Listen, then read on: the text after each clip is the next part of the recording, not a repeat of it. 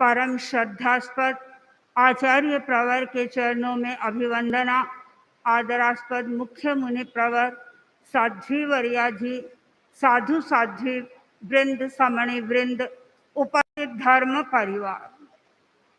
घड़ी में 12:29 आ रहे हैं। परम पूज्य गुरुदेव को मंच पर विराजे हुए लगभग 3.5 घंटे का समय हो रहा है। गुरुदेव, मेरे मन में प्रश्न हो रहा है कि सब लोग अभिनंदन कर रहे हैं, अभिवादन कर रहे हैं, अभ्यर्थना कर रहे हैं, यह किसकी हो रही है? अभिनंदनीय कौन होता है? अभिनंदनीय तो वह होता है जो करता होता है। अभिनंदनीय वह चित्रकार होता है जो चित्र उकेरता है, चित्र में रंग भरता है और चित्र को आकर्षक बना देता है।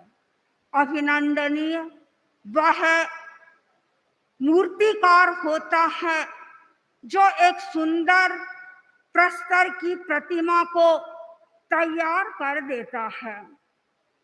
प्रभु, कर्ता पुरुष तो आप स्वयं है, तो ये अभिनंदन, अभिवंदन, अभ्यर्थना जो हो रही है वह सब तो आप श्री की हो रही है। अभिनंदन उसका होता है जो शक्ति संपन्न होता है। तेरा पंथ धर्म संघ में सर्वाधिक शक्ति संपन्न आचार्य होते हैं। आज का ये जो अभिनंदन है वह आचार्य वर्ग का अभिनंदन है, शक्ति का अभिनंदन है, और आचार्य वर्ग अपनी शक्ति का प्रसाद पूरे संघ में वितरित कर रहे हैं और वह शक्ति मुझे भी प्राप्त हो रही है। आचार्य वर्ग, कल आपने मुझे अपना रजोहरण प्रदान किया, अपनी पूंजनी प्रदान की, ग्रास बख्शाया और अपने हाथ से साध्वी वरिया जी को पछेवड़ी दी।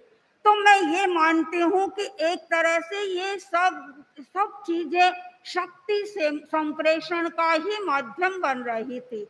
और जिस व्यक्ति को ऊर्जा प्राप्त हो जाती है, शक्ति प्राप्त हो जाती है, वह व्यक्ति, उसके लिए कार्य करना भी सुगम होता है और उसके लिए आगे बढ़ना भी सुगम होता है। मैं अपने आप को सौभाग्यशाली मानती हूँ कि मुझे गणाधिपति गुरुदेव श्री तुलसी की सन्निधि में रहने का अवसर मिला। उन्होंने मेरी ज्ञान चेतना को जागृत किया। परम पूज्य आचार्य महाप्रज्ञ जी ने मेरे जीवन का विकास किया, मेरे पर भरोसा किया, विश्वास किया और अनेक पुस्तकों का शुद्ध लेखन मुझे से करवाया और समय समय पर वे मुझे प्रोत्साहित भी करते थे। जब कालू अष्टकम लिखने का प्रसंग आया, मैं सामने ही बैठी थी। आचार्य वर ने मुझे कहा कि मैं कालू अष्टकम लिखवाना है, तुम लिखो। संस्कृत भाषा में कालू अष्टकम फरमा रहे थे और 3 श्लोक मुझे लिखाए। मैंने तीनों श्लोकों को लिख लिया और फिर आचार्य वर ने कहा, एक बार तुम मुझे दिखाओ तो सही कि शुद्ध संस्कृत में लिखा है या कहीं कोई भूल की है।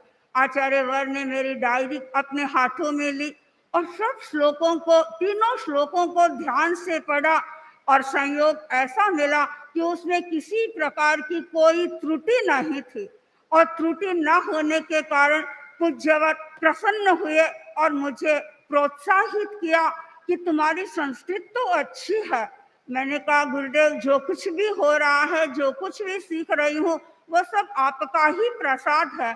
तो आचार्य वर्ग की प्रेरणा, प्रोत्साहन मुझे हमेशा मिलता रहा और वर्तमान में भी मैं अनुभव करती हूँ आप श्री की अनुशासना में मुझे विकास के अवसर उपलब्ध हो रहे हैं। एक खुला आकाश मुझे उड़ने के लिए आचार्य वर ने दिया है और मैं अनुभव कर रही हूँ कि आपने मुझे इस संघ की वेदी पर प्रतिष्ठित किया है।